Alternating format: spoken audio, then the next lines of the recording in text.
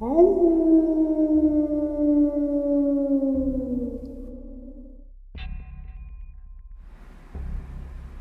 and salutations, everyone. I hope you're all doing well today.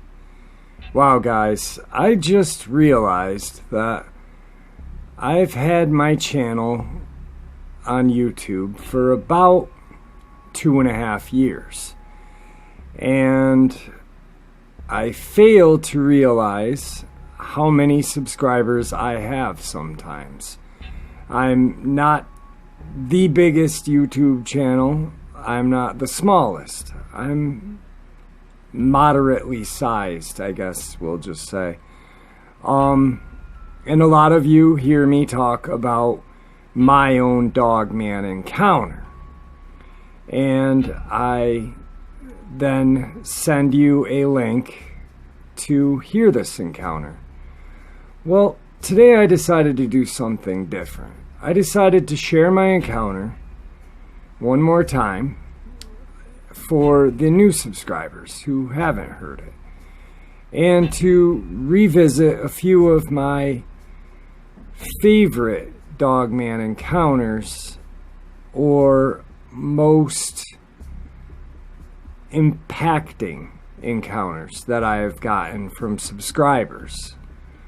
So with that, I'm going to cut to the chase and skip over the links and all of that and just get to these incredible subscriber Dogman encounters.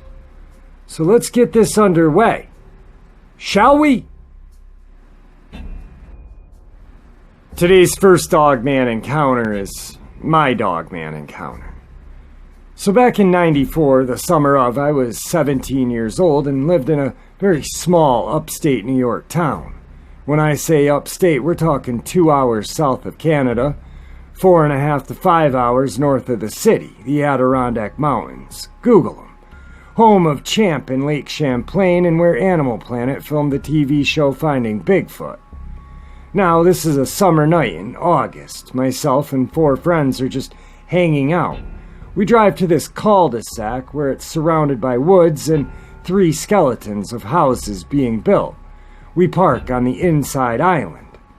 My friend Gabe, who drove us there, was playing the newest album from Biohazard, a New York City hardcore band. Well, my friend Martin, myself, and 2 girls were sitting outside on the hood talking and listening to this new album. This had gone on uneventful for about an hour. Gabe turned his car off to conserve on gas. He had been burning it for an hour straight. So now we're just talking and chilling and screwing around. Martin, my friend, in his Slavic accent and full of fear. "Jeff, what the fuck is that?" He is a mini Arnold. He moved to America when he was 12 and worked out all the time. So, me being me, start to laugh and in my best Arnold accent repeat him. By the time I do all of this, he and everyone are in the car and pointing. I stand there not knowing what is wrong, but with my eyes follow the pointing fingers. Now there's no lights because this is all new, all brand new development. I mean, they just literally paved the road and cut these trees down. So I see 2 glowing red eyes about 4 feet off the ground, accompanied with a low growl. Now the woods behind the woodline is thick and full of large trees and brush, not easy to move through and runs deep. These woods go on forever, up a mountain with a shut-down prison on it, finally ending at a river. Next thing I know, I hear more movement on my left and right, and more eyes. The height was in the range of 4 feet to easily 8 feet. I was 6 foot, and these things towered over me. So now that I'm the only one standing outside of the car with at least 6 of these creatures, they were growling and snarling at me, running the woodline and taunting me. Now, don't think the reason why I didn't jump in the car was because I was brave or thought I was a badass. I was just blown away with confusion and curiosity. With a simple snarl, I heard and saw these red eyes start to exit the woodline. I realized this and jump into the car, and we peel out of there. As we are leaving, we all watch these eyes run the woods till we hit the main road. The next morning, Gabe and myself drive back and look at where we were parked. In the sand on the side of the road, we see large paw prints, at least the size of a small child's, bigger than any large dog, and there was brush matted down like a deer run. As we are leaving, a contractor pulls up and asks if we are looking for our dogs because yesterday he and his crew heard what sounded like dogs fighting. This was 20-something years ago, and it stuck with me to this day.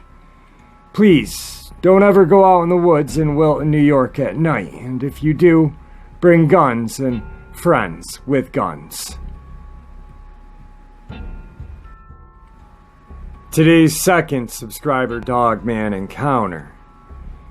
This encounter happened in Danville, Virginia, late summer. Hey Jeff, my name is not important and confidential due to me being a retired police officer. So here's my encounter. My day starts off normal enough and I'm on day shift doing a patrol when I got dispatch call for a disturbance, 4:15. I arrive at the residence and an older woman answers her door, saying something took her dog, which was chained up at the time. I go out back and see the chain, which is small chain due to the fact that her dog was about 20 pounds. The chain was broken, so I go back to my patrol car and grab my shotgun out and walk to the tree line. I enter the woods and I first notice the smell of urine and wet dog. The smell was terrible. Next, I heard this crunching sound like someone chewing potato chips, but so much louder. I then see these reddish orange eyes and this huge dog, jet black, eating the woman's dog whole. It sees me and stands straight up on its hind legs, and it was towering 7.5 to 8 feet in height. And it had what looked like a lion's mane, a monstrous body that would have shamed a bodybuilder. It growls at me, baring its teeth, and takes a step at me. I shoot a warning shot, and it drops the torn carcass of the dog and steps to me again. Well, my next shot was right to the face. It lets out a roar and drops on all fours and starts running through the woods away from me. I must have gotten it in the eyes because it ran away and it was hitting trees as it ran. I go back to the woman's house and tell her I couldn't find her dog, but shot at a coyote, and that was what must have taken her dog. I then go back to the station and write up a weapon discharge statement and tell the captain what had happened exactly. He looked at me and said, "You shot at a coyote, and that's final." I retired shortly after and kept this buried in my memory till all of these encounters started coming out. Thank you. Our third Dogman encounter was told to me by a subscriber and fellow Dogman investigator and happened in Richmond County, North Carolina, 2016. My name is Mike, but not really. This is my encounter. It was getting to be dusk, midsummer of 2016. There's a trail system behind my house and a small lake about 1/4 mile from my backyard. I was walking my 4 pit bulls around the small lake and noticed a large canine print in the soft ground, about 5 times the size of my dog's prints. Nerved by this, I bring my dogs home and start to feed and water them. They have their own dog houses and are chained up to them with about 15 feet of chain. I'm relaxing about 15 minutes later watching TV and hear the dogs barking and making a commotion, staring at the tree line, which is 30 to 40 feet from the back of my house. I yelled out at them from the window and they quieted down, so I went back to watching TV. 5 minutes later, it starts up again. This time the dogs are frantic. I open the window to yell out to them, But this time I turn on the back lights, which are not as bright as my floodlights, but they're bright enough. And I see these red eyes, and they're about 5 feet off the ground, and in the light and the moon, a silhouette of a huge dog on all fours, just staring at my dogs. And the back of my house. I'm freaked out and go to my room and grab my .357 handgun and go back out. As I go out, this creature stands up on its hind legs. This beast looks like a black wolf. Its eyes are red as the flames of hell. It looked like it was on steroids, a black furry bodybuilder with no tail, and huge clawed hands with a wolf's head.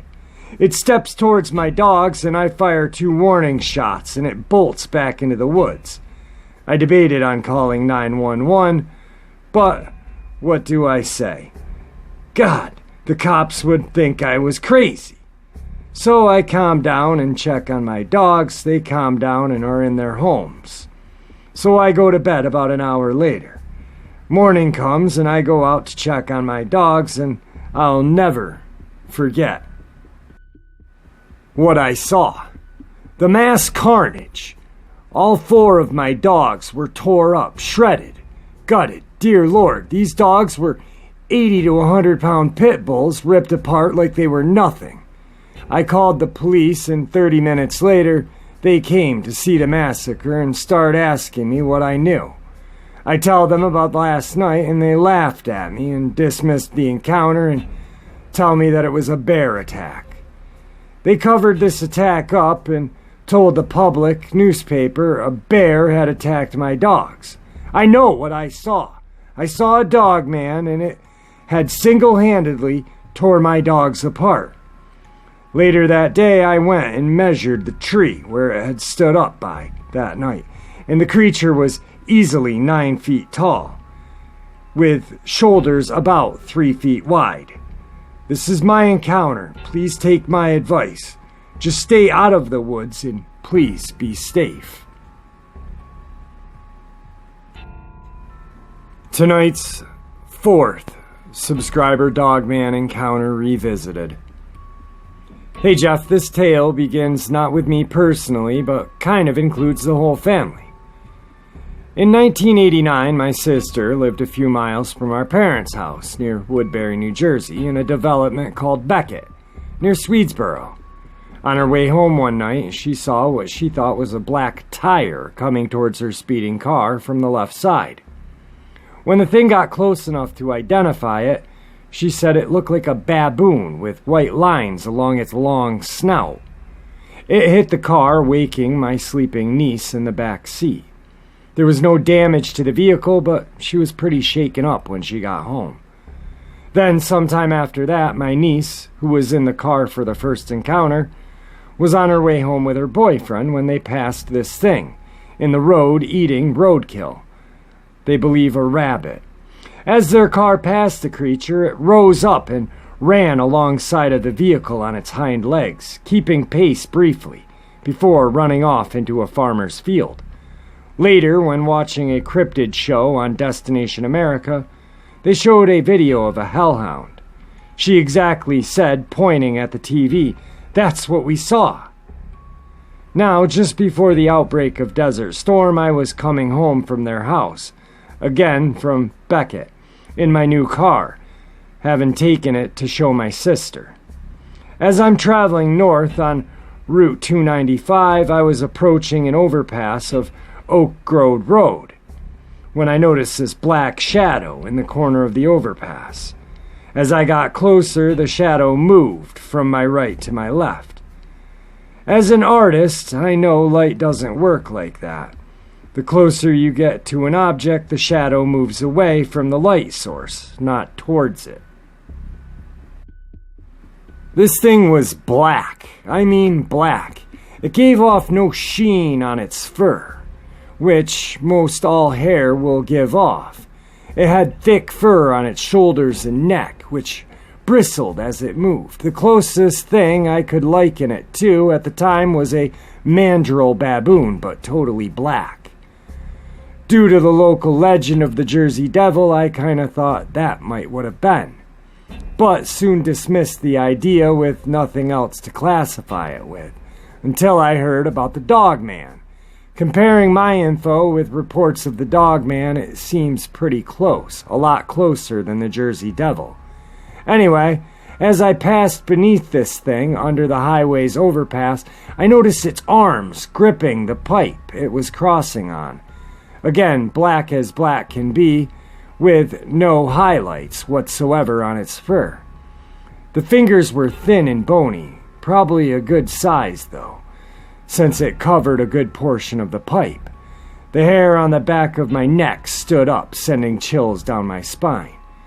I got home and became obsessed with this creature. I told everybody about my encounter. My cousin, also interested in weird stuff, went looking for it with his girlfriend and 2 friends. Well, the worst thing about looking for cryptids is finding them. They found it.